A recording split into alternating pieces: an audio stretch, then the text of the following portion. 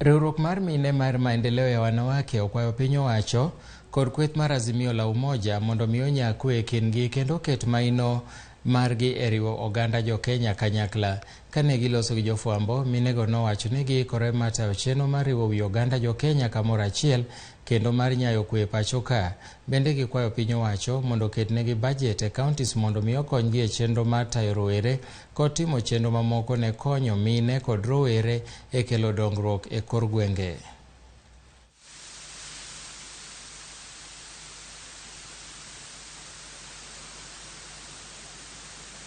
We have resolved that through the Maendeleo Peace Advisory Committee, we explore dialogue mechanisms between Azimio la Umoja and the Kenya Kwanza platforms geared towards uniting this country to achieve one Kenya.